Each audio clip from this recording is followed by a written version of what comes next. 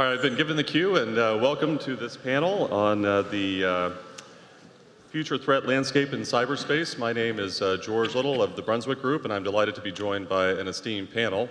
As you all know, 2014 was deemed to be the year of the hack. The president recently went to Silicon Valley and called this arena the Wild Wild West. Secretary Ash Carter at DoD recently went to Silicon Valley, and Jay Johnson, the Secretary of Homeland Security, went there as well. And both departments announced that they're opening cyber offices to try to do greater outreach to Silicon Valley and the tech community. This is clearly an issue on the minds of government officials, but it's also an issue on the minds of corporate leaders as they grapple with the emerging threat landscape that we face.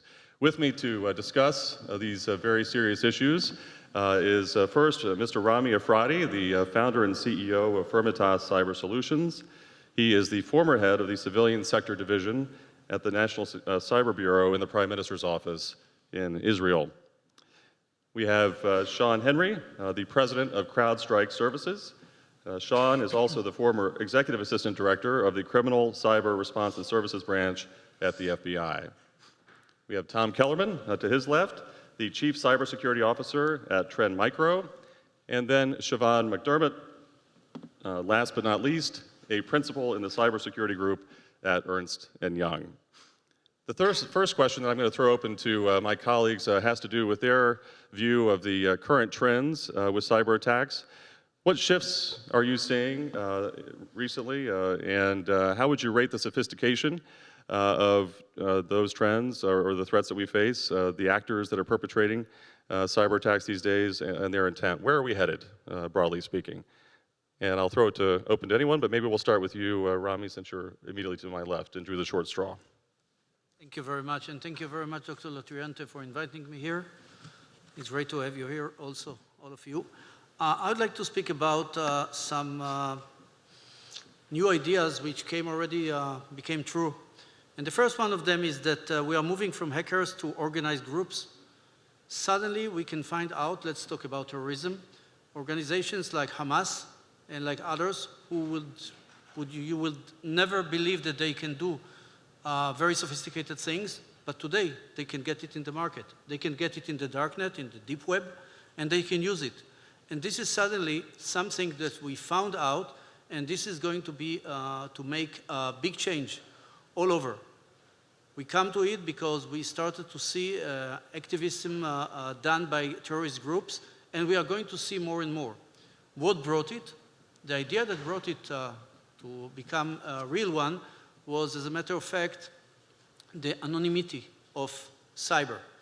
And this is because today, if somebody is going to attack Israel from Lebanon, for instance, it will be very easy for us to identify where was the missile launched from.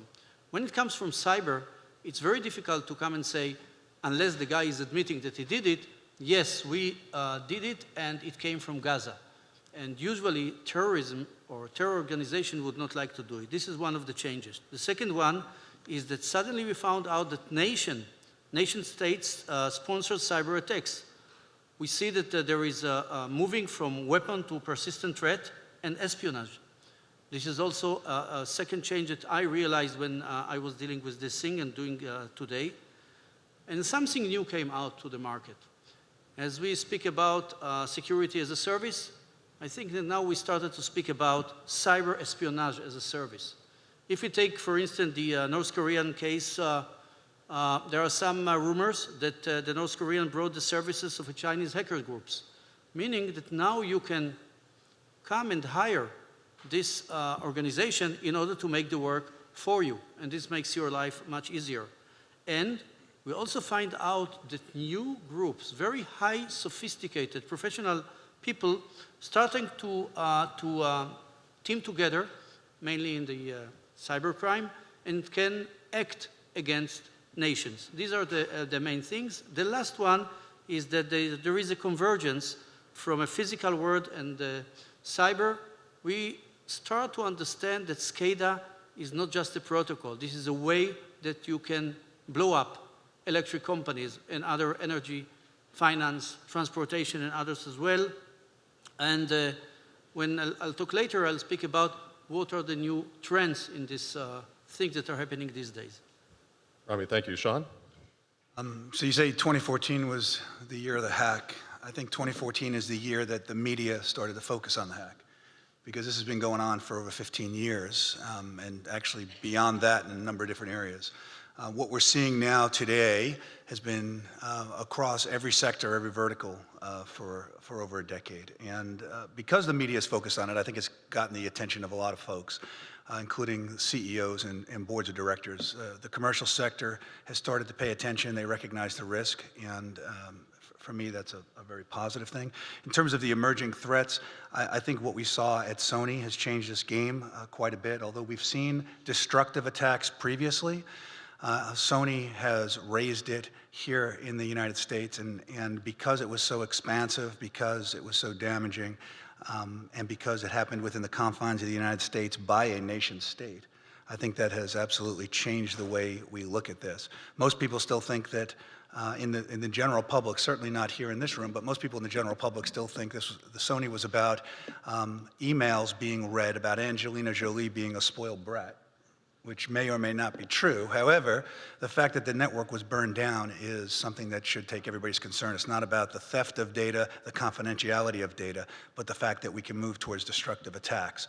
As Rami stated, I think the terrorist issue, the increasing sophistication of terrorist groups, including AQ and ISIS, their interest in targeting critical infrastructure and recognizing that by sending malicious electrons, ones and zeros through the pipes, they can actually cause as much damage as they could from a kinetic attack here in the United States and other Western countries. So to see that increased interest, to see the increase in capabilities, and to see the increased movement by nation states to get into SCADA systems, by terrorist groups to target critical infrastructure, I think that is a whole new dynamic for us in this space, and it's something we've got to pay attention to. Do you see Sony as unique or a sign of things to come? I see Sony as a watershed moment. I see a nation state that used this attack vector as an opportunity to make a very strong statement, both a political statement and, quite frankly, what I see as a terrorist act, trying to influence people's behavior, which is the very definition of terrorism. And I see that that is a sign of things to come when those from outside the space see not only the impact of what happened in Sony and the amount of publicity that occurred there in what was a sophisticated attack, but the response of the U.S., what that was or what it wasn't. And I think that it all starts to fall into their playbook in terms of how they may use that technology for similar type of activity. Great. Tom? To that point, if Sony was the canary in the coal mine, there's a lot of dead birds down there. We conducted a statistically significant study in conjunction with the OAS recently of critical infrastructure operators from Canada to Argentina. We asked them the same question. The primary question being, have you experienced Sony-like attacks, delete and destroy attacks on your infrastructures? 44% said yes. And that's because, realistically, all the hackers of the world know that the code Destover that was used in that attack is widely available in the dark forums, and you just need to apply it once you attack a system. Make sure you apply it to the backup systems first to make sure that you've destroyed everything. What's even more problematic nowadays is the home invasion concept, in that many hackers nowadays will recognize and appreciate that if you're capable, once you terminate command and control on them, why not destroy the evidence through a destructive attack? So it's kind of counter-incident response phenomenon to inhibit you from reacting to them. This is becoming more mainstream. The evolution of attack capabilities is primarily due to the Eastern European arms bazaar and now the burgeoning Brazilian arms bazaar of automated attack code capabilities. There's been an explosion of the use of exploit kits from Sweet Orange to Angler, fileless malware, and attacks against cloud apps. And we need to appreciate significantly from a tactical perspective that they are using steganography to obfuscate themselves from our response. And they're using all sorts of interesting lateral movement capabilities. And yes, they are hunting iOS. The recent Pawn Storm campaign that's been very effective in penetrating US government agencies was purposely built to bypass technologies like FireEye sandboxing technology by using time-oriented payloads by using dynamic command and control, and then leveraging attacks against end users to iOS through X-agent capabilities that actually leveraged proximity settings. The problem here is that the nation states of the world, the ones who should have control in this domain, they no longer have a monopoly on developing this APT-like phenomenon, and we're seeing the true commoditization of this type of capability in the wild. Thanks for that rosy outlook, Tom. All right, Siobhan. Yeah, thanks for that. So I would say, from our perspective, we look at this a little bit differently because we're not sitting in the technology stack per se and looking at the threats necessarily directly. We look at it from the notion of the fact that, the bad guys were originally looking at IP theft. Now we're starting to see that as an emerging trend moving towards market manipulation, where you're starting to actually change market dynamics in a country. They're getting more sophisticated, and it changes the discussion around risk, and it also elevates security from being a security discussion up to a boardroom discussion or even a C-suite discussion more broadly. The risks are, still there from a business perspective, but many times the compromise is the vehicle is a cyber attack, meaning that that's how the risk in the organization is compromised.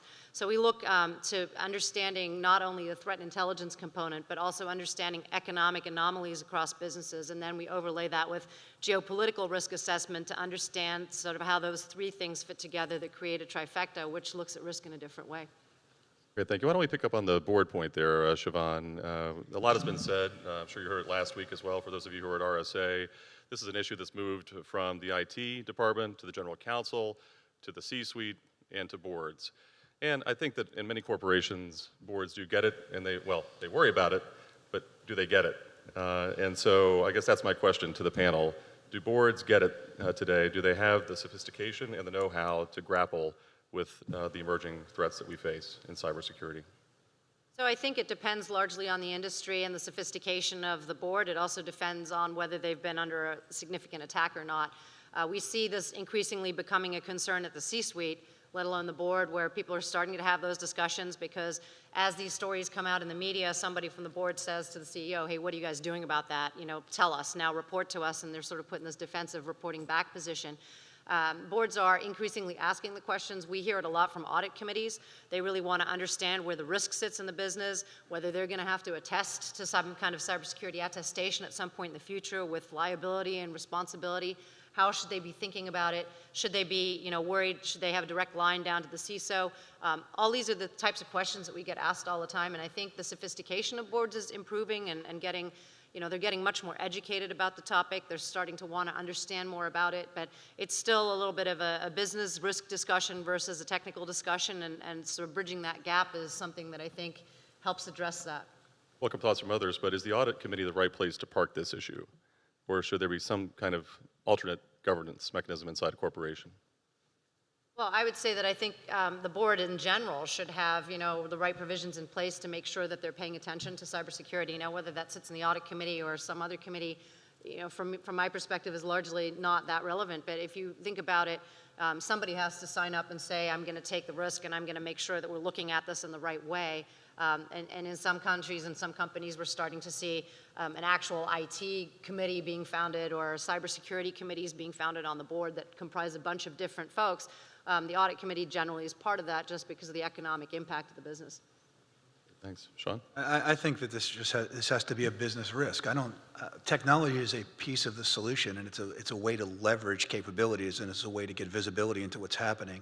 But I think it's more about policy and process and people, and that boards need to see this as a business risk, much like they see every other risk to their organization, whether it be currency fluctuation or building out new plants and factories in foreign nations, and what those risks are, what the challenges to your products by competitors. Those are all risks, and this is a risk just like that.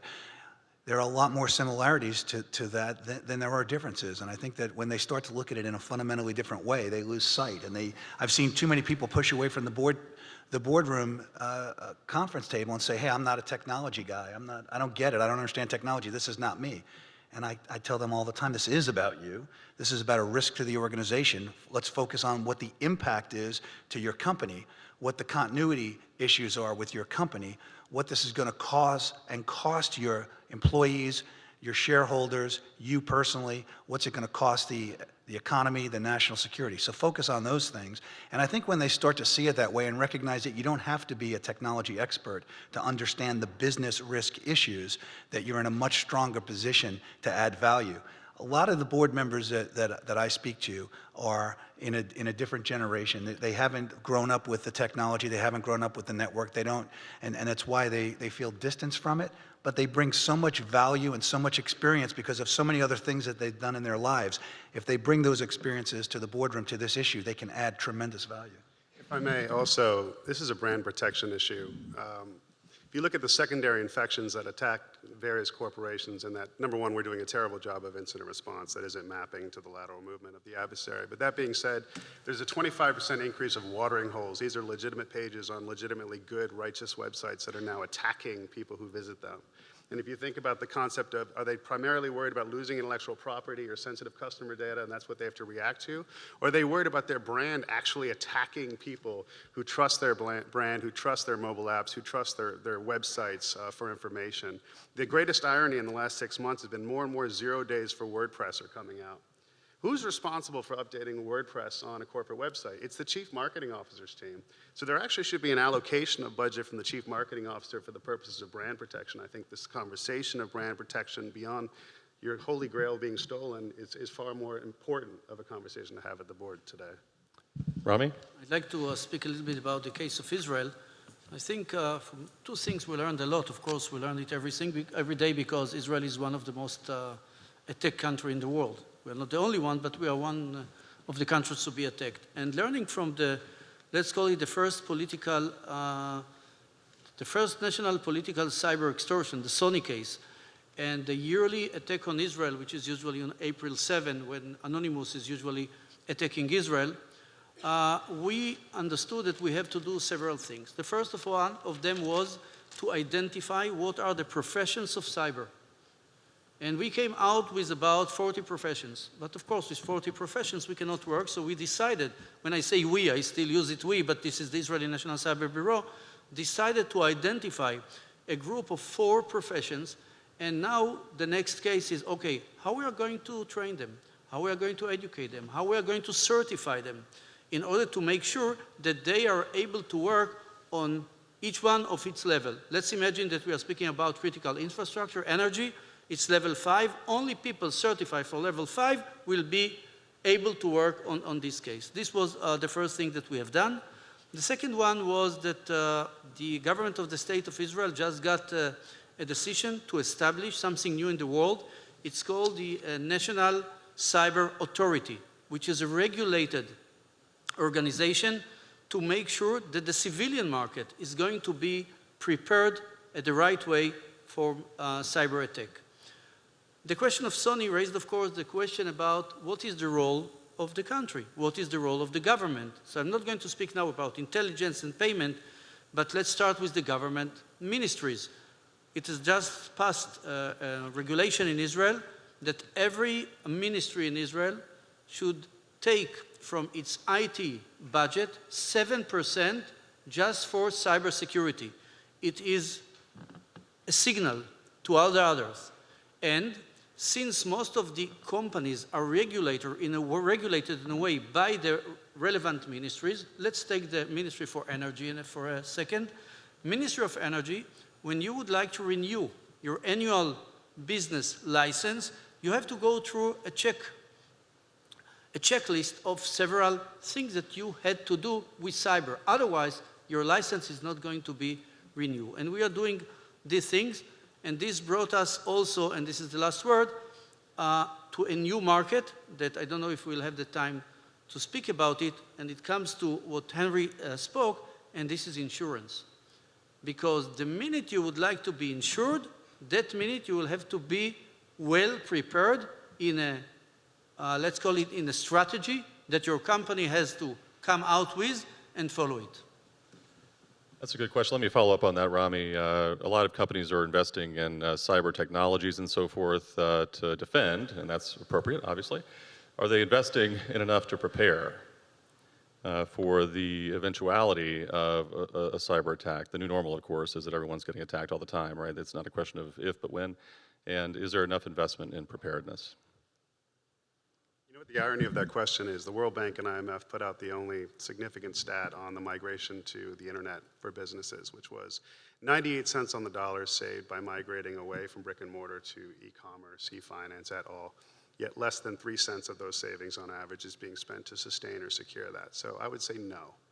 And we can't keep playing the little game of three little pigs here, given that you have nation-state adversaries, terrorist adversaries, and criminal hackers that have now expanded beyond the traditional digerati of the hacker community, but you now have narco-traffickers, non-state actors, and activist groups that have significant attack capabilities that were purposely built, that they bought online, that can bypass perimeter defenses as we know it. Which means, building on what Tom just said, and he's exactly right, it needs to move to detection and response, right? We certainly have to have defense in depth, and we have to worry about prevention and try to prevent what we can prevent, but the reality of it is we're not going to prevent it. The most sophisticated adversaries are going to get on your network. It might take them a few weeks, it might take them a few months, it might take them years in extreme cases, but they're getting on. If you can detect them, you can mitigate them. If you allow them onto the network for 4 months or 8 months or 2 years, they're going to have destructive capability. When I say destructive, I mean the impact, whether it be the theft of data or the actual destruction of data. In all of the significant breaches that we've seen over the last 2 years, the adversaries have been in those networks for months, completely undetected, which means that they had unfettered access to everything that was occurring on that network. It's not unlike the physical world. If we can detect adversaries, whether they be terrorists or criminals, if we can detect them, we can mitigate them. But if we allow them to run their schemes, to run their espionage operations, to set up their campaigns, to blow things up, bad things are going to happen. They've got to be detected and disrupted. We take that same philosophy and move it to the network. I believe that one of the things that has to be changed is technology. We are all fighting the old war, and we have to make a big change in our way of thinking and in our technology. I believe, and I'm not going to speak about my company, but you can understand, I believe that we have to come with a new technology that will be without any signature-based, that can identify APTs in the same minute that it comes, no installation, and other things. I believe it can be done. And one of the things that Israel decided to do is to become a leading country in cyber technology. We are very small, but just to let you know, we have today more than 300 companies dealing with cyber technology, meaning we also took the threat into an opportunity, a financing opportunity, but this is something that we share with all over the world. If I also may make one point, there's an architectural problem here. Just like we say we have to move away from compliance exercises more to proactive defense in depth, obviously. And obviously this is a game of time, and we're fighting against the clock. Architecturally, we need to move away from creating a fortification that's impenetrable to attack. We need to move more towards the architecture of that of a prison. How can we decrease their capacity to move laterally in our systems? How can we decrease the amount of time they can maintain persistence on a system while obfuscating themselves? How do we make them more resource constrained to get out of our systems with the data they want? There may or may not be an answer to that, but I think that's the answer in terms of an architectural model. Great, thank you.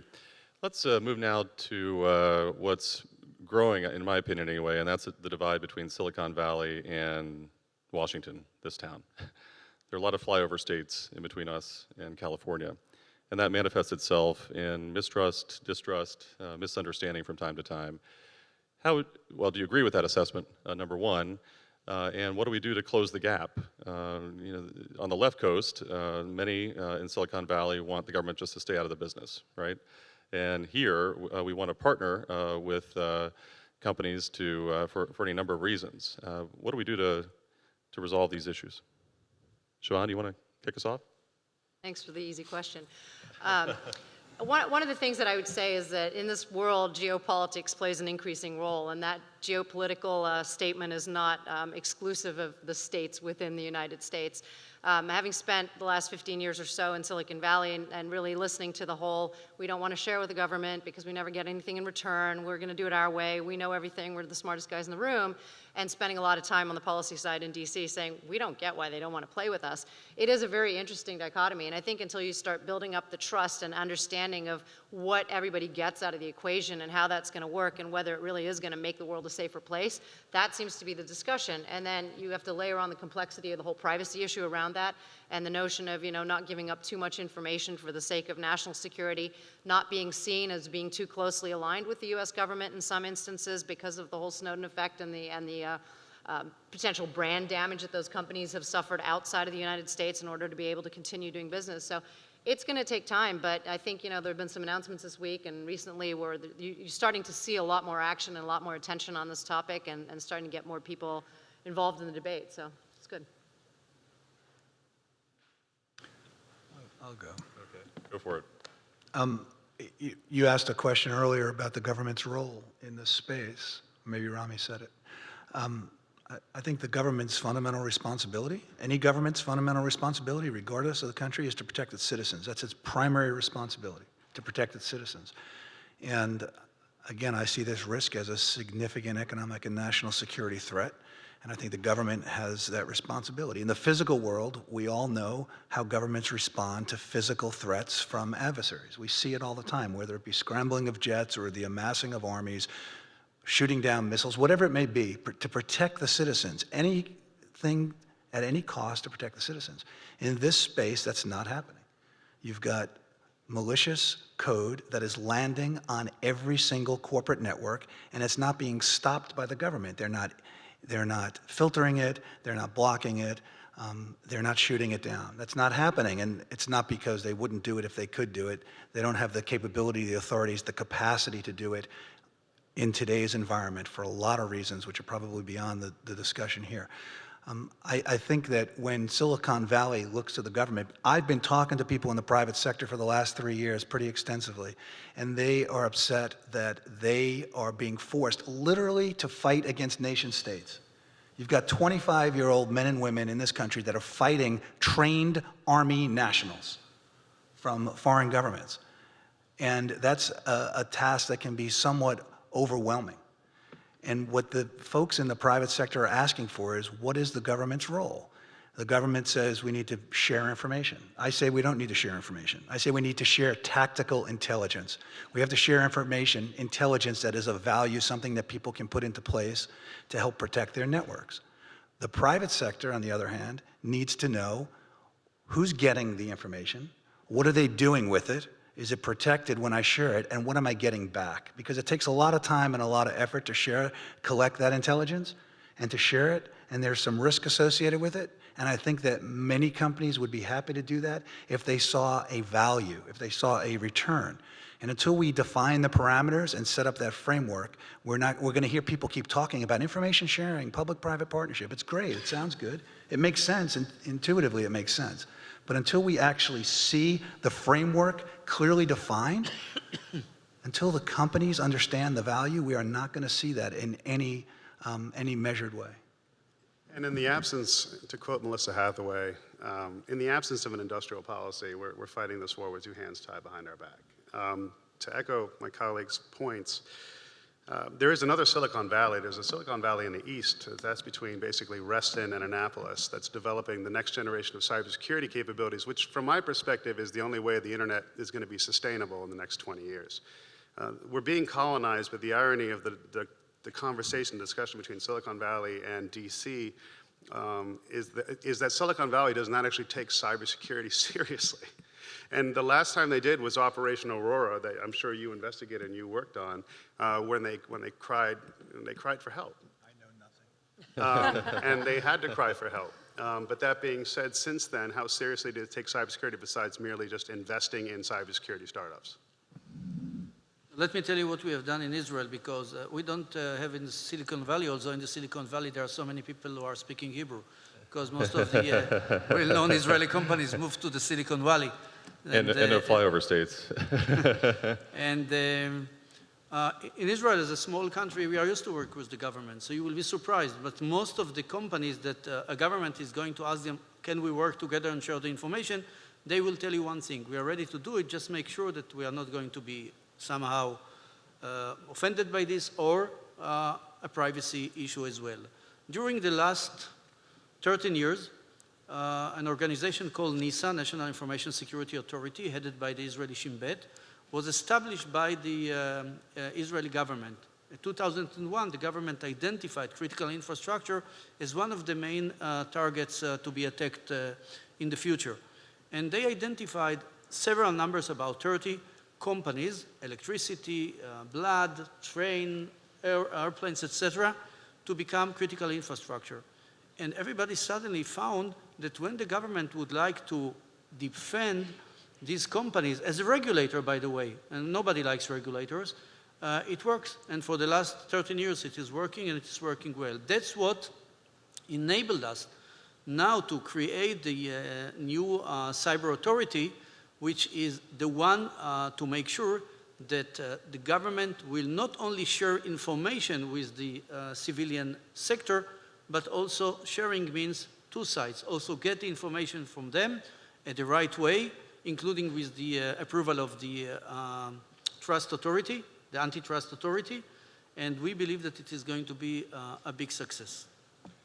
Rami, as someone who's steeped in these issues, not just from an Israeli perspective, but from a non-US perspective as well, when you look at how this country is dealing with all of these issues in the tech community and the government, I mean, what are some things that you think we ought to be doing a little bit differently? Because we're certainly not getting it right in all places.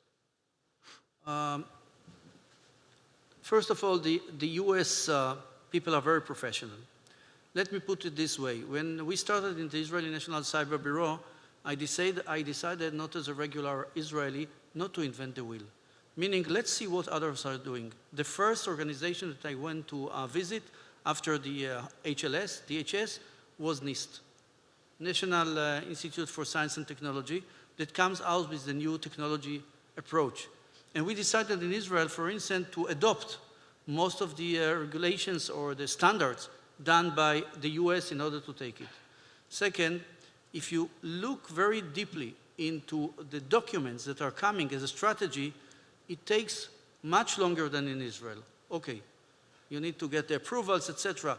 I read yesterday the new the DoD new Cyber strategy? Cyber strategy. Mm-hmm.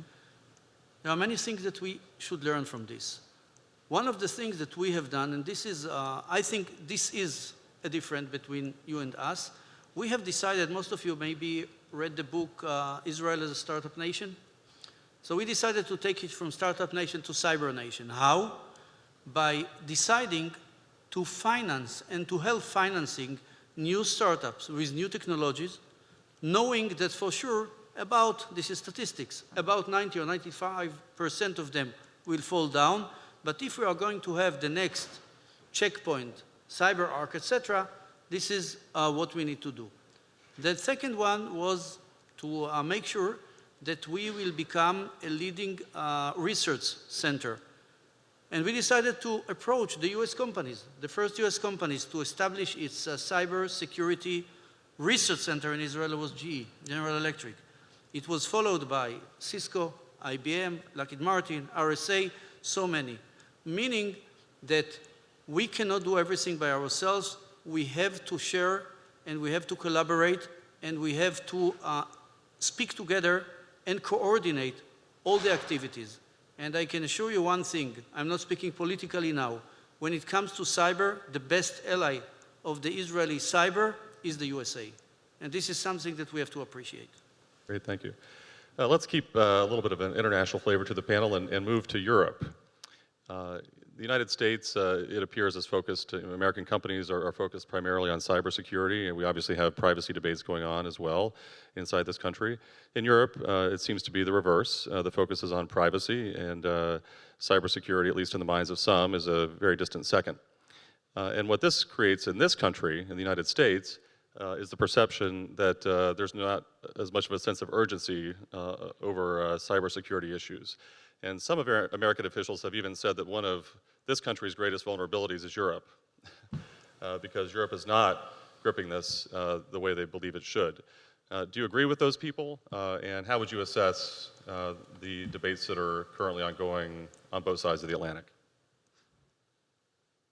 So I'll jump in and say that Europe might say the same thing about the United States. But I think... Anybody in the media who quotes that was George Little who said that. I attributed it to others. I think that the interesting thing about Europe, and when you look at the whole privacy debate, if you think back to 100 years ago, people in Europe died over their convictions and when their private information was disclosed. That's not something that we here in this country are necessarily that aware of. So I think that they, you know, from a perception of understanding the privacy debate, they take that much more seriously. And the whole notion of who you are as a private person, what you're allowed to, or what's allowed to be disclosed about you is very different. And so that does drive that debate on cybersecurity and privacy and that tension that exists between the two of them. I would say arguably before the NSA revelations, there was progress being made, I think getting a lot closer than probably we are today when it started up a whole bunch of more mistrust and, you know, trying to figure out how to get out of having these conversations about cross-border collaboration, because as it turns out, you guys were spying on us, we didn't like that. You know, so those are the questions I think that are still largely out there. Even within Europe, I mean, the EU27 is incredibly complex. You've got countries that are very, very, where privacy is top of mind and really been driven, Germany, France, and you've got countries where it's less of an issue or it's at least more in line with what the US is thinking. So, you know, you can't really view, I would say, Europe as one single entity. You still have 27 separate member states that are operating separately, just like we do here with the states. I mean, even if you look at data breach notification requirements are different on a state-by-state basis. So it's very complicated. And when you start trying to put those two together, everybody thinks, well, we're close allies, that should be easy. But, you know, we've heard all morning about frameworks and the implementation of these complex global frameworks and just how difficult and time-consuming they are. Tom? And then there's Eastern Europe, which is like Robin Hood mentality, which is where the best cyber munitions are being developed and distributed into the dark web. I like the European approach, the Western European approach, in that you cannot make a distinction really between privacy and cybersecurity, and that you cannot achieve privacy without cybersecurity. But that being said, limitations on sharing or the capacity to share is an important premise. I mean, mom's Swiss, so I'm biased in this. But that being said, I think if we're going to look at solving this problem, we have to find ways to incentivize our partners in the world to deal with the issue. And I think the easiest way to do that is to modernize anti-money laundering. All of the funds being laundered associated with cybercrime, 95% of them are moving through disintermediated anonymous payment channels and digital currencies that are not regulated, that are not being dealt with through any of the anti-money laundering efforts of FATF. And FATF itself needs to be modernized. I think that can be used as a lever, as a carrot to incentivize, to begin to take back what's been stolen. Swiss miss. So I don't think I agree with that George, in terms of Europe being really a kind of a vulnerability for the U.S. In my experience, I've done a lot of work in Europe, both in the Bureau and post-Bureau at CrowdStrike. And my experience is that perhaps the awareness is a little behind the U.S. because the U.S. has been targeted at a much higher rate because of its technology. But in my experience, particularly in the last couple of years, there are a lot of European companies that are getting involved in this. Back in 2000, I was on a cyber subcommittee for the G8 representing the US government, and UK, France, Germany were heavily involved in the cybersecurity aspect back then. That was 15 years ago. So this is not new to them. I think that as the realization comes into play, as more companies are being targeted, they recognize the risk. Much the same challenges we faced here in the US with US corporations over the last 5 years, but they are picking that up. The other piece I'll mention, I think it's important, is that I found most recently that there are not very many companies that call themselves U.S. companies. They are global companies. And I've dealt with organizations that have representation, employees, manufacturing, et cetera, in 100 countries or more. And they're dealing with the various laws and issues, et cetera. But they recognize that their European operations are as vulnerable as their U.S. operations, and there's really no distinction there. So when you look at it that way, I see this as really an issue that is targeting global society. It's not just a U.S. issue. This is certainly a global issue, and others are recognizing that. I didn't find any problem to work either with European countries or with APAC, both Japan, Korea, and all the others. Everything is a question of culture. And the way to work together is to share the information with them. Meaning, if I have a problem in Israel and we, for instance, identify a malware coming to one of our banks, the same malware will be in 2 milliseconds also in Korea or in Japan or in Singapore or somewhere else or in Germany. So the minute you start to share the information, there are many ways to do it, not only by governments. You can do it by the certs. by the computer emergency response teams, etc., which works very well for many years. This is something that will enable you to come out on the gap about culture. We found out that most of the European countries started to update about what's going on. I read the BSI Germany report about one of the steel companies that was attacked. I didn't see it before. They didn't come out with the name of the company, but as a matter of fact, I don't care about it. The important thing is to understand what really happened, what could have been done. And the minute we will all start to share the information, although we didn't want to speak about sharing of information in this panel so much, between countries, I think that you will find out that it is much easier to work than you expect. Any other thoughts? Okay. All right. Well, I will seize the gavel here and turn to another question, and that is, let's say that you have, I don't know, 30 seconds or 60 seconds in an elevator with the CEO or chairman of a company. What mitigation measures would you advise that he or she take, given the current and future nature or threats that we face? Anybody? Bueller? Okay. So first of all, figure out what attack paths are actually viable. Conduct an immediate penetration test of the infrastructure to understand what attack paths are viable and remediate. Deploying things like breach detection systems, intrusion prevention systems, file integrity monitoring, virtual shielding. Two-factor authentication across the board, I think, are priorities. Add to Tom's encryption, certainly, of data at rest, data in transit. From a mitigation strategy, I think, again, it comes back to detection and not just purely focusing on prevention, understanding who the adversaries are. I don't think we give enough attention to that. I think people are looking at blocking malware, and malware are merely the tools that are being used by a human being. Somewhere, there's a human being trying to get into your network. And regardless of the type of malware they use, you've got to understand who that person is, who that group is, what are their intentions, what are their tactics, what is it they're looking to get, which allows you as a network defender to be much more proactive in the way you defend that network. You can hunt on the network to look for indicators that the adversaries are there, so you can identify them and mitigate them quickly. If you don't, if all you do is fold back the drawbridge and try to ensure that nobody climbs over the wall, you are fighting a losing battle.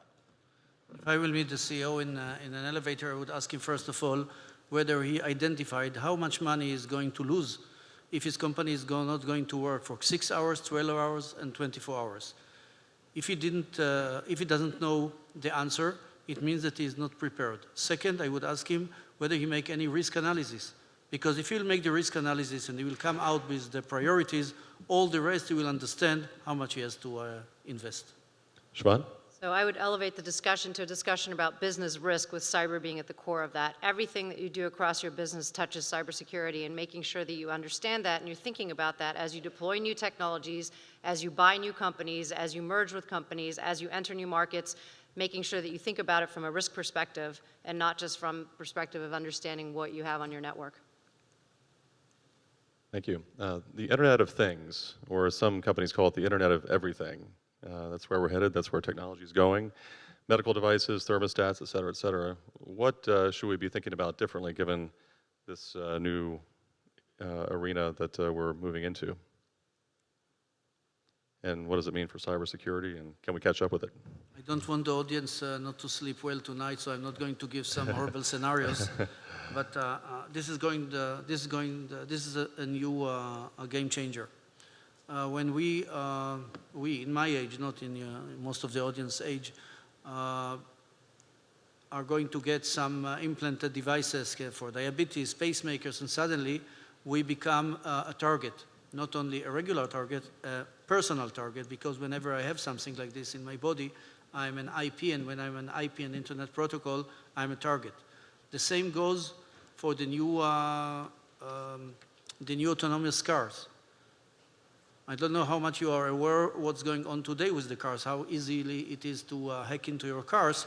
So I'm not going to give the scenarios, but just imagine yourself that you're reading a book while your car is driving automatically, and next to you there are another 2,000 cars.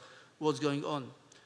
And this is something that we have to come out with, first of all, with the technology, but with special regulations by the government, I believe, in order to start dealing with these things now, not to hide it, to make sure that all these things are being protected. So I know the FDA is starting to do some things with the medical device.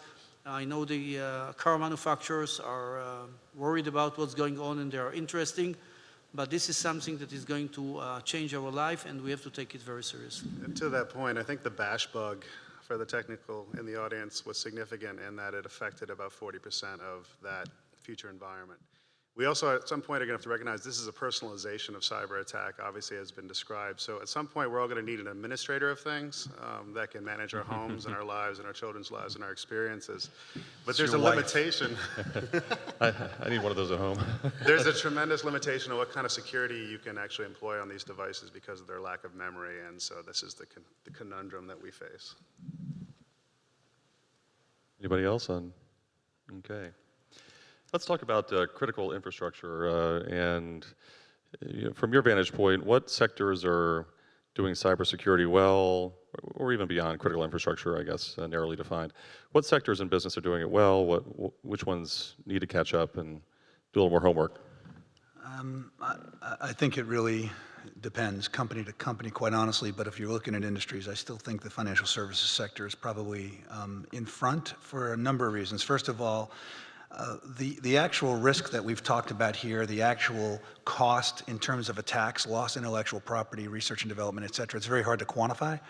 In the financial services sector, they're losing money, and it's very easy to quantify. So when you sit down with the board, you need more investment, it's very easy to say, we lost $100 million last year, we're looking for a $50 million investment in our security to help mitigate that loss for the year going forward. It's just much easier to quantify. I think that they've also been doing this for a much longer time because they've been facing this issue at least at a pervasive pace for well over a decade as compared to many other, as we've already discussed, verticals that still are just learning about what their risks are. So the FS-ISAC, Financial Services ISAC, is in my opinion, far and away the best way to share intelligence, actionable intelligence. Again, it's still not automated. It's still not happening at the speed of the network. It's happening based on relationships. It's good for what we have. It still can be better. But in terms of verticals, that's probably the one that's the most sophisticated, in my opinion. Anybody else want to tackle that? Broad agreement? Who's not doing it well? Healthcare is a disaster. So they're migrating to cloud-based everything and mobile everything for the delivery of services that will save lives. I respect that. But they're dealing with a conundrum in that some of the very best hackers of the world that used to be targeting just the financial sector have recognized that healthcare data is more valuable than financial sector data. And so they're being penetrated and colonized and leveraged. And it's not just about the initial intrusion that steals the information, the patient data, for the purposes of identity theft. It's the secondary infections by leveraging spear phishing campaigns against users or extortion schemes or turning the websites or the watering holes, generating those for other forms of infections. You have to understand when a hacker hacks you, they don't just take what they need and go. They then sell the backdoor in the system to someone else, and then they use it themselves at some point, maybe 3 months down the road, because they have an interest or a need. And then lastly, they use your infrastructure to island hop to move between the different ecosystems. I do think there's one institution, one organization in the sector that is doing a good job, that does have forward leaning, and that's the Mayo Clinic, for obvious reasons, I think. And then Jim Nelms and his leadership there demonstrates a certain proactive stance. I would like very much to look at the future, not only about the existing situation, because, and I totally agree that finance organization, which are the richest one, they can afford more. And since yearly, there is, by cybercrime, the figures of money being stolen is more than $400 billion. Just imagine the number. You don't need to come with a Tommy gun anymore. But I'm looking at some new things that I believe which are also going to affect us. Maybe they're not critical. One of them are the new drones. CNN is having drones. Every other guys are having. 2 days ago, one of the drones was landed in Japan when somebody was speaking with a kind of nuclear... radioactive material? Yes. Yeah, just imagine yourself now that Federal Express or others are going to use drones to bring you, that's beautiful, excellent, to bring you the luggage directly into your house, but somebody is hacking into it, and instead of landing it easily, it is going to do other things, or to come very quickly into, just to jump into the crowd, meaning that we have to look about what is going to be, because IoT is already here. Maybe it's not as we are expecting it now. It will grow and grow and grow, but there are so many things. And the second one, weapon systems. We are all speaking about the commercial business, but what about weapon systems? Who is making sure that the tank is not going to shoot directly there, but is suddenly going to shoot you back to another place, or the missile, or something else? Meaning, we have very quickly to identify what can be done either by terrorists, or by nations, or by others, and come out with, if not with a technological solution, but at least with regulations. And I don't like the word, but we have to do it in several things to make sure that it will not happen to us. I'm a former CIA spokesman, so I have to ask this question, and that's about terrorism. How sophisticated do you think groups like ISIS and Al-Qaeda and others are right now, and how serious of an attack could they actually perpetrate? I believe that there are two things. First of all, I don't think that they have the capability of a nation. But unfortunately, they are able to go to the darknet, to the deep web, to get it as a service, and to buy the most sophisticated zero-day attacks and other kinds of attacks in order to use it. Nobody else could do it in the past, meaning that you can just go to the market and suddenly you have the best sophisticated solution. The second issue, and this is mainly about ISIS, is the media. We have an attack done by Anonymous. This is one, I will correlate it with ISIS, on 7th of April, April 7th.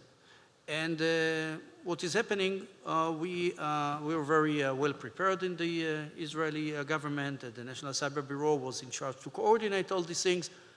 And as a matter of fact, nothing happened. The civilians do not know what really we have done in order to make it. But if even one of the websites was falling down because of a 2-minute technological problem, the media came out with the message, this and this group was attacked by cyber, which was not correct. Meaning, some of the things like what ISIS is doing, using the cyber, using the media, in order to come out with whatever they are doing, this is something that I believe that makes them grow. And we have to do things against it. Of course, I'm not against the media. The media has to do its work, and they are doing it, but I think they have to do it in a very responsible way. If nobody is going to talk about Anonymous attacking Israel, believe me, nothing would happen. As a matter of fact, nothing happened. But the minute you come out and you magnify what didn't happen, then they got the effect that they wanted. Great. So we've talked about Silicon Valley and DC and Europe. We really haven't talked about Wall Street, except in the context perhaps of financial institutions and companies that do it fairly well, cybersecurity. Some studies out there, or some people believe that, look, most companies can withstand even a pretty serious cyber breach. It's not going to hit their bottom line very much. Stock price, even in some high-profile cyber breaches that have made their way to the media, stock price hasn't really taken a hit. So are we over-worrying this right now? Or is the reverse true, and that we just need to have a greater sense of urgency? What do you tell a board that says, stock price, I don't know, don't see much impact? Siobhan? Not about the stock price. It's about, Yeah. it's about the economy. It's about the much broader impact on society as a whole.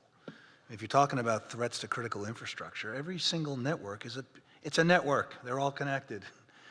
If you're victimized, we see regularly different companies victimized as a stepping stone into another organization. Companies need to participate in this as a society, as members of an ecosystem. And that ecosystem is as fragile as its weakest link. I don't think that organizations need to look at it solely as what's the impact on our stock price. I think they need to look at it much more broadly as the impact on society going forward and future generations. I've equated this similarly, certainly not exactly to the level, but similar to nuclear deterrence, where we had a Cold War and we had this sense of mutual destruction which would hold nations at bay. I think in this space, the network is all connected, and if we start to see faults and cascading networks, there's going to have a long impact down the line. I think that this is much broader than what's our stock price. I think people need to be thinking in a long-term way. I think they need to be thinking in a socially responsible way about how do attacks like this, if they were to escalate, impact our society long-term for generations. Siobhan, I want to add to that? So I would add to that, I think the most important thing is it's about trust. It's about trust in the marketplace. It's about your brand. It's about people's desire to continue to doing business with your brand. If your brand is damaged, I mean, if you look at some of the recent attacks, there were collateral brand damages of multiple organizations throughout that entire chain where consumers actually thought that the wrong brand was compromised. So, brand damage, reputational damage, protection of that, and making sure that you're still a trusted entity to do business with is something that I think is becoming more top of mind with boards. And from the trader's perspective, all of the traditional frauds that were precipitated on the markets of the world can now be manifested through cyber. So if you're a very effective trader and you're world-renowned and the moves you make in the international markets are significant, you should expect to have some sort of digital presence on your device because people might want to front-run you. So there's that aspect too. And there's also been evidence recently that some cyber attacks definitely leveraged kind of schemes behind them vis-a-vis like shorting stocks. So we know that we've hacked this organization, we've stolen their information, and the second they terminate the command and control for our footprint, well, maybe now it's a good time to short stocks. And I think one of the biggest problems we're facing from a financial sector security perspective is the financial recession unemployed a lot of people, and those people shared their acumen vis-a-vis how the sector works. What are the nuances of the sector with a very illicit community of actors that are now, in some cases, utilizing it. But again, to Sean's point, the financial sector of the United States specifically, I would say, is the most proactive cybersecurity community in the United States. But that being said, the very best hackers of the world are hunting that sector. Let's talk about some specific examples. We've touched on Sony a little bit here, but what about Anthem and Home Depot and Target? What are some of the lessons learned from a response standpoint and from going public that you would highlight? So I think one of the things that, again, looking at it from the board perspective and from the management team perspective, a lot of companies have done drills and they've done red team, blue team drills up to the point of the cybersecurity organization, but the whole communications response and understanding how general counsel gets involved, when they get involved, who from PR responds, really getting around that sort of incident management at that level from a communications perspective above the security layer once you've identified, mitigated, and defended against the breach is something that we're certainly seeing a lot more attention on. Companies are starting to say, hey, help us understand how to do this. Let's put a framework in place. Let's figure out who gets woken up at what time in the morning, depending on how severe it is. 90% of the time, these guys find out about it through the media because it's on the front page of the Wall Street Journal, as opposed to understanding their own risk within their business or seeing it inside first. So understanding that whole preventative thing, I think, is something that's becoming much more front of mind. Others? Tom? I think that incident response needs to be modernized to deal with the lateral movement of the adversaries, to deal with the secondary infections. Even if they've stolen the crown jewels of what you have, are they now going to launch a spear phishing campaign against your user base? Are they now going to turn specific web pages or mobile apps against your user base? Is there still some remote access terminal somewhere in your infrastructure that's on a sleep cycle that they'll re-enter and use?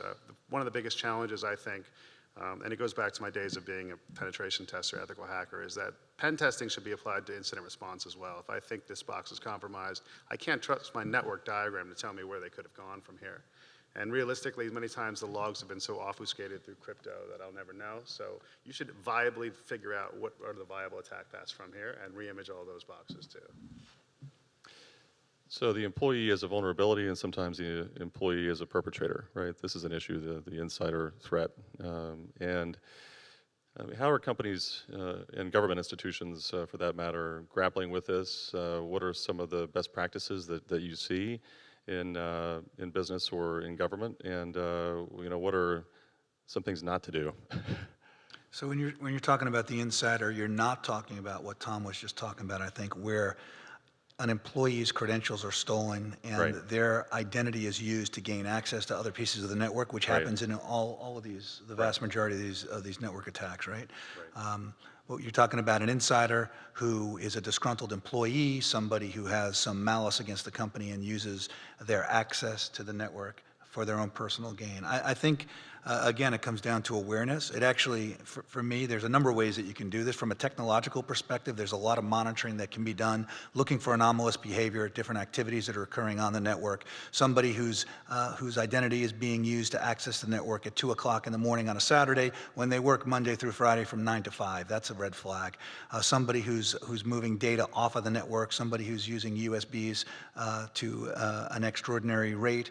There are ways that you can use technology to monitor this, but I also think that there's a lot that can be done in the physical world. For example, when a frontline supervisor recognizes there's an employee who's getting a bad evaluation, or somebody who appears to be using drugs or alcohol, perhaps you can proactively start to monitor lawfully what that employee is doing on their network. The same way we do in the physical world. I worked in the FBI for a long time. When we have employees that have problems, we want to work to help the employees get better. That's the first priority. But you're also much more aware of the potential impact an employee can have to your organization, because the statistics say that these things often occur by somebody who's troubled, somebody who has just suffered a poor performance evaluation, et cetera. You've got to focus on the highest priorities. That's where the risks are. Focus on the risk. You know, many companies have annual security training. You flip through the PowerPoints, you check, and boom, you get a certificate that says you've passed with flying colors. But obviously, a lot of issues with companies involve phishing attacks and emails that are opened by employees with no malicious intent whatsoever. I mean, how do you solve for that? Is it creating physical technologies that try to prevent, or is it security awareness programs? Do those work? I mean, there's a lot that you can do, again, to detecting the anomalous behavior in the environment. You can train people, but there's going to be failure. I just talked to somebody today, and I'm trying to remember if it was somebody here or not, but a company that had half a dozen employees who received a spearfish. They actually had somebody physically call into the company and ask for credentials. And they had dual-factor authentication. They were asking for credentials, and 6 employees in the company gave up their credentials. This is a major company. This happened last week. So you're always going to have, human beings are fallible. You're going to have problems where they fail. If you have technology to back it up, to detect when something anomalous happens within the environment, you can respond to it quickly. You've got to continue to train, but it's not going to be 100% certainty. For the spearfishing, I mean, there's not a solution, but there's a monumental policy shift that must occur that we need to all embrace DMARC. The reality is that emails are not authenticated, and people, unless they know how to read whether spoofed email, the headers have been spoofed, which is not that difficult. You'll never dispel the capacity of human intelligence gathering or social engineering to manipulate users to click on links. okay. I'm going to ask one final question before we turn it to your questions. So think about your own thoughts and questions for the panel as I ask mine. And that is, put you on the spot here. I think we've identified nation states as the most serious cyber attack threats. I mean, not to the exclusion of criminal organizations and terrorist groups and so forth and so on. But within that group of nation states, who should we worry about the most? The Bahamas. All right. I'll call out Iran because of the asymmetric threat and because of sophisticated attacks that they have launched, including destructive attacks against Sands Casino that have been attributed to them by the USG publicly, where they destroyed, similar to the Sony attack, they destroyed infrastructure, and similar to allegations by many in the financial services sector that they may have been involved in a distributed denial of service attack against the entire sector for over a year, unmitigated. So those are two, I think, concerns by a nation state that has absolutely demonstrated their capability. We've actually been studying them for a number of years. We've done attribution to U.S. companies that have lost intellectual property, but the government has gone out and attributed specifically a number of attacks directly to the state of Iran. And that is an asymmetric threat in many ways. Also Aramco. Rami? Also what happened in Saudi Arabia with Aramco that was attacked by the Iranians, as much as we know, stops 30,000 computers in one day. This is affecting the business dramatically. Tom or Siobhan, you want to take a stab? Most worried about in terms of having the resolve and the capacity to leverage it, sure, but I don't think they're the best hackers in the world. And China isn't the answer either in terms of best hackers in the world. I'm not going to name the country that is, because some of their people are probably sitting in the room. All right. Anybody here from the Bahamas? I'm going to cancel those vacation plans. Siobhan, you want to weigh in? I just said what he said. Okay, all right, gotcha. All right. I believe I know what a decline comment is. All right, why don't we turn to audience questions? Do we have anybody who wants to be first and brave? Yes, Randall Fort with Raytheon.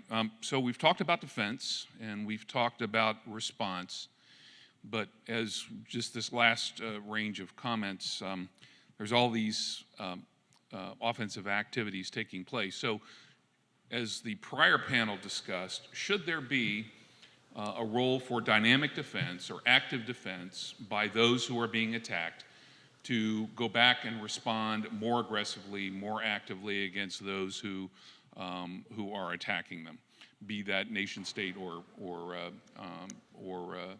cyber criminals or whatever the group may be. We keep hearing about attribution, but we've also heard a lot of the threat actors have been identified. There are a lot of companies that spend a lot of money and know exactly who is attacking them. So why shouldn't there be in the quiver of options an active or aggressive defense, dynamic defense for companies to use? I think that today, with existing policies and capabilities, that probably is a bridge too far. I still believe that governments have the responsibility, and with the amount of effort that companies have done, private sector security companies as well as companies like yours, that have been successful in doing attribution, that if that intelligence is provided to the right organizations, that there should be, especially on the heels of the recent executive order, which talks specifically about financial sanctions that countries can be held to pay based on attribution and specific attacks. I don't know that from a technical perspective, honestly, that we want to get into that escalatory war today, and I think that much of this today, with existing capabilities and technologies, that it needs to be done in a way that is judicious, not necessarily from a law enforcement perspective, but from a nation-state to nation-state perspective. I think that this can quickly escalate beyond the realm of control, and when we have private companies that are involved in attacking nation-states, that is going to be fraught with peril. I recognize companies' concern. It was the comment I made earlier that if we were to share the intelligence and allow for a coordinated response, and one that companies actually feel is in support of their needs and is not retaliatory, but proportionate, then that probably is the first step today, given today's capabilities. Tom, I've seen you quoted on this topic in various media reports. You have any thoughts? His microphone. I do think that the U.S. government needs to take a more forward-leaning stance on this issue and empower the Bureau and the intelligence community to act on behalf of those of us who are targeted and affected should we ask for help. Rami? I don't think this is a question only for the US government. I think this is a question to the world. What we have to come out with war rules on cyber. We don't have it. And there started to be a work being done about it. In any case, I don't believe that a company should make the attack. If it is a nation which is attacking a company or another nation, this is something to be dealt by this nation. One thing that I read just lately is that President Obama decided that if you identify somebody or a nation which attacks any company in the US should take acts against their financial treasures in the US, which I think is great.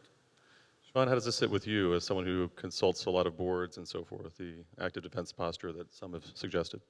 Well, I think it goes, I agree with Sean in principle. I think it goes back to understanding the notion of risk that the business is willing to take as well. It's not just a discussion around government-to-government actions, but you do have the whole geopolitical issue, right, where you don't want a company that getting involved in geopolitical issues that are very sensitive and not being able to, have additional geopolitical or policy decisions that are playing out impacted by that. But, I think in general, you have to figure out from a risk perspective as an organization, how far are you willing to go? What countermeasures are you willing to launch within the realm of, staying away from the active defense piece and address that separately? I think that companies have to hold the government responsible, and I think that the reason we saw the executive order was enough consternation by companies, congressional representatives representing their constituencies, saying enough is enough. We need to do more. We don't. I think that that's important. Companies are fed up. They don't think enough's being done. The government, and Rami's position is absolutely right. This is not a U.S. issue. This is a global issue. And all governments need to come together in a responsible way to hold those governments that are conducting this activity accountable. Siobhan, did you have a thought? Did you say you disagreed? Or? No, I said I agree. Oh, you agree? Okay, I was hoping for a little spice. Okay, great. Any other thoughts? Okay. Any other questions? Okay, all right. Sir. So the panels this morning were trying to work towards or talk about possible international norms. And one of those norms, if I understood it correctly, was that countries should be held responsible for attacks that are mounted from within their borders. And on the other hand, this panel has made it abundantly clear how easy it is for systems to be compromised and subverted. So I'm curious whether you think that kind of norm is actually anything we can actually achieve in any reasonable amount of time. Well, the treaty was espoused at the UN exactly to that effect, and the issue here is that there are a lot of bulletproof hosts and a tremendous amount of botnets that exist in the US right now because corporate networks have been compromised large scale. So then we'd be in violation of that treaty and immediately. But it's not because we are actors in this, it's because of the fact that we are more connected and we are more colonized. Well, I'm going to go ahead and answer the question if that's okay. I'm sitting here with my international law dissertation mentor here, Tony Arend, so I better get it right. I think before we start talking about accountability for other nation states, we have to define the issue well and engage in a constructive debate, dialogue that just isn't happening these days. And there's a lot of bilateral discussion and so forth, and some multilateral organizations are taking this up, but we have a long way to go. I mean, it took the UN 40 years to try to define the word aggression, and they never really succeeded. And so I think it's going to take some time. I'm not going to say 40 years, but it'll take some time for there to be, I think, some true movement in this direction. And I agree that we need to get to international norms. ASEAN has even talked about a cyber code of conduct in Southeast Asia, but we're at the very early stages of this discussion, I think. One more thing we have to do, we have to define what is a digital border. This is something that the world has to, maybe the UN has to decide, because maybe, I think it's not the same, geographical borders are not the same as digital borders. And then we'll be able to go to the next move. Okay. And with that, I think that needs to be our last question. I'd like to thank my colleagues on the panel. Thank you very much for a good discussion, and thanks to those who asked questions. Have a good afternoon.